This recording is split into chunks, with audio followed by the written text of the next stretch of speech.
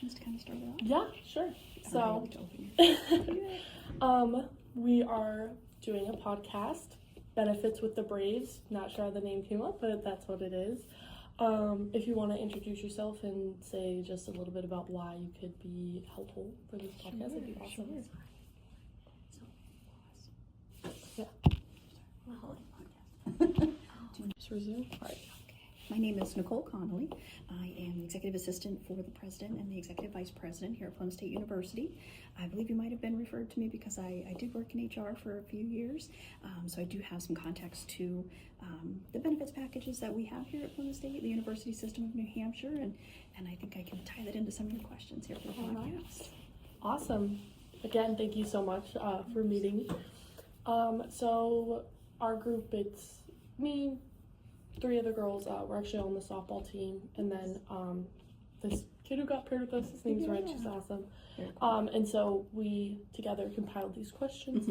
So the first thing that we were curious about is, how do work benefits help people have a better balance between work and home life? Sure.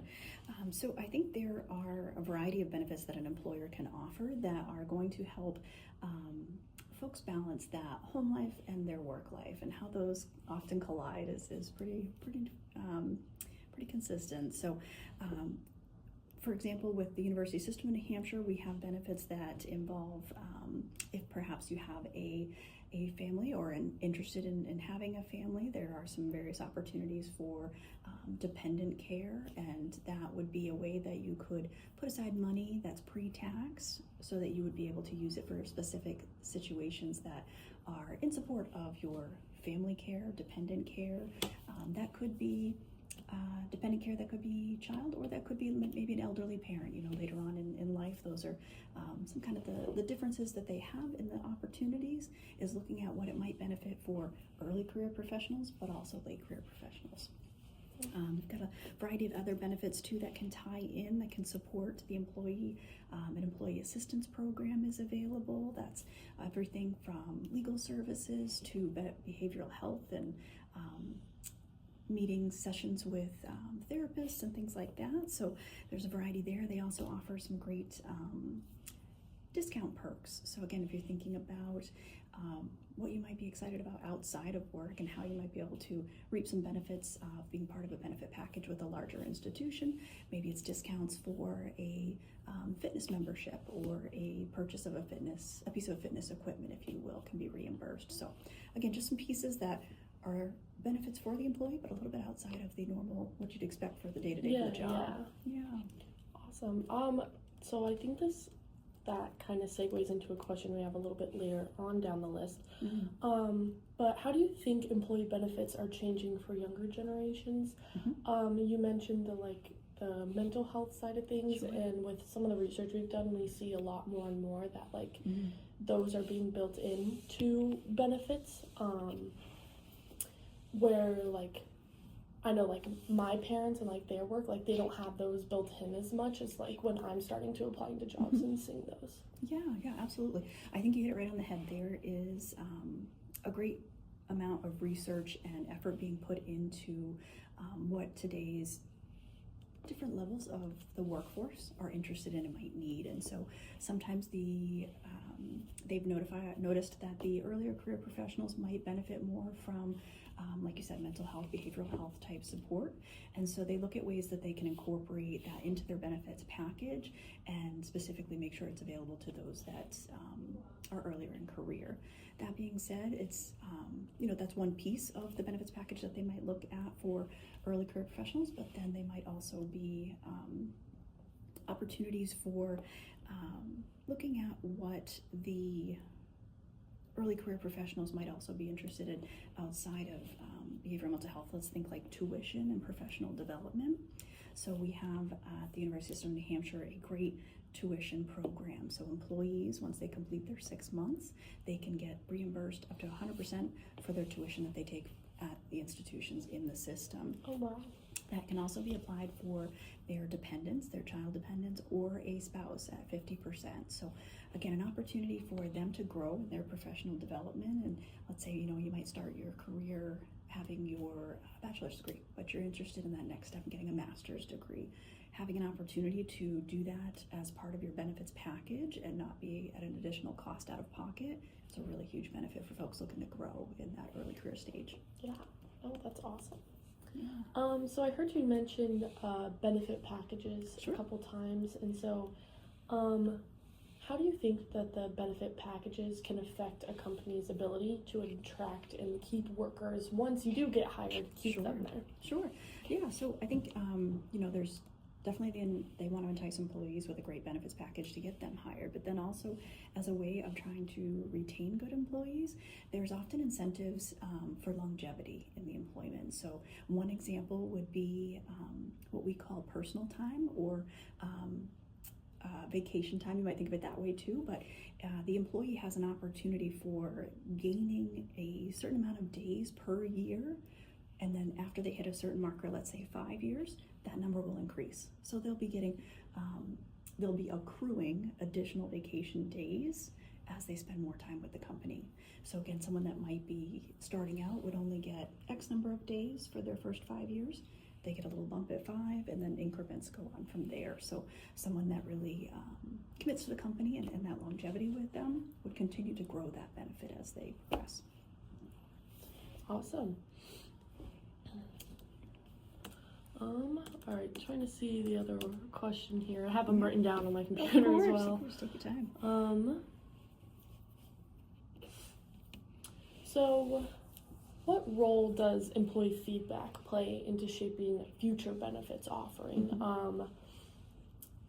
Like an example of this would be a company that's been around for a long time, and the older people who work there, is there like a way or a system where those employees can give feedback or not like argue but ask and like advocate for themselves to get certain benefits that we can see coming into the younger generation workforce about to start? Yeah, no, great question.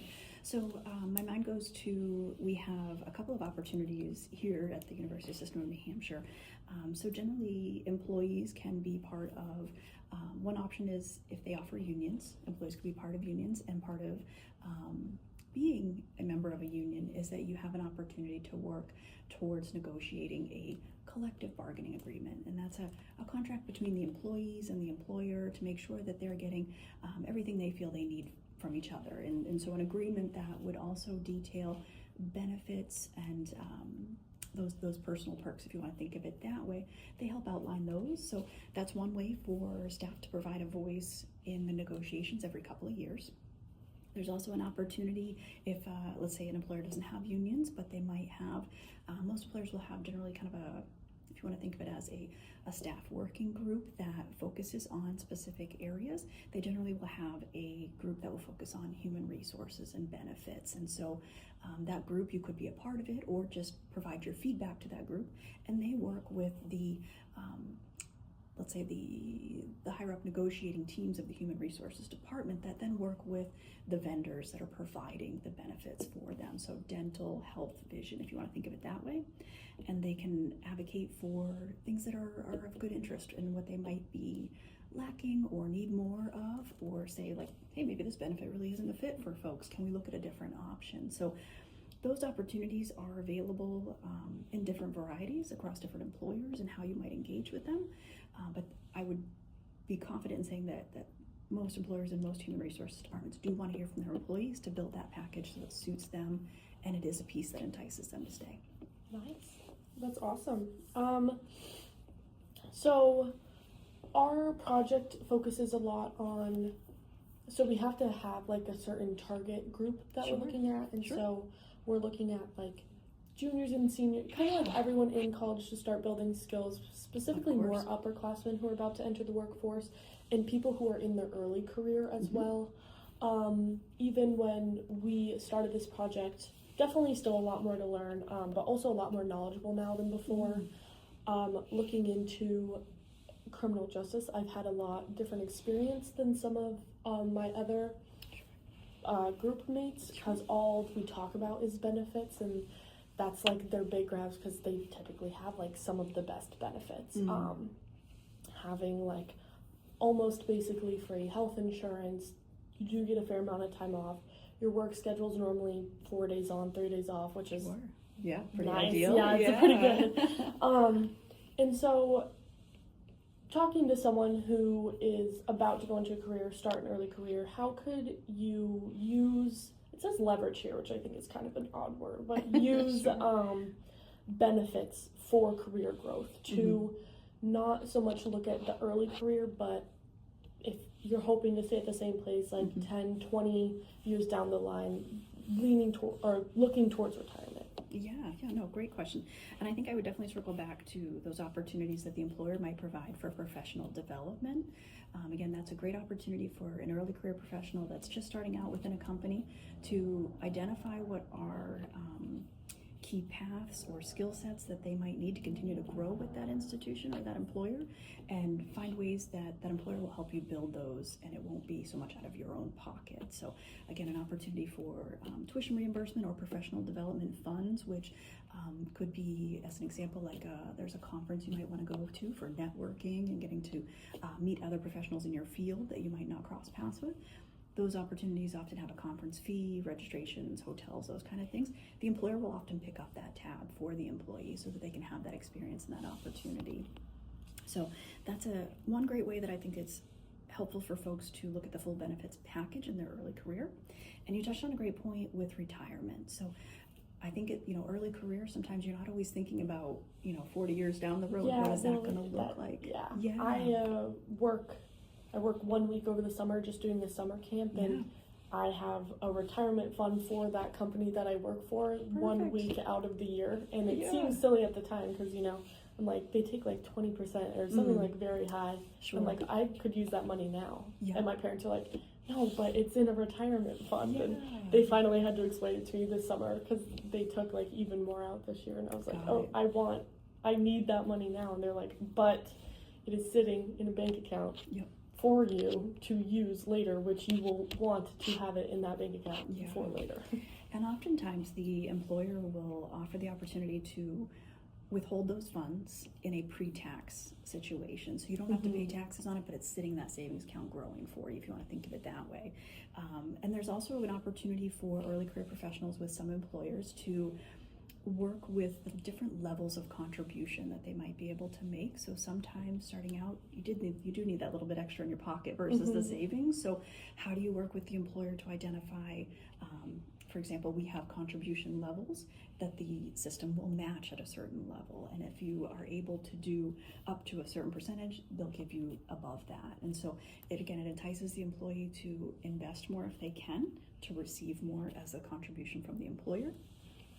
But they often understand that folks are at different places and different times in their lives, and maybe they do need to keep a little more in the pocket versus investing as much as possible. So I think that's a great piece to also look at when you're starting out, is how can I think about the future but still be able to balance today's checkbooks and what you might need in today. So that's another piece that I would encourage folks to look at, is part of the whole compensation package from an employer would be considering the levels that they can work with you at for not only retirement and their match for that, but also different tiers and levels with their health insurance, their medical, their dental.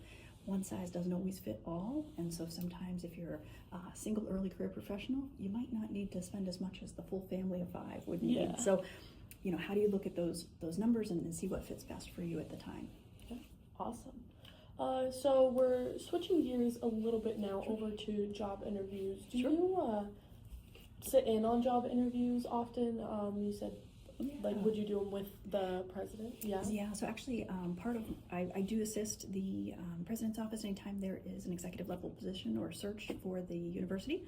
That being said, in my time with HR, I was also working mainly in recruitment. So I would work with the staff across the campus and their recruitment needs for different positions. So again, you're thinking all different levels across the university, whether it's an entry-level early career type position that's an administrative support or a building service worker, all the way up to that executive level C-suite type position on the campus. So I've seen a variety of the searches and definitely had an opportunity to work with a variety of applicants and candidates in that role. Oh, wow, that's cool. So when doing a job interview, as someone who is interviewing for the job, what is like the best way or the seamless way to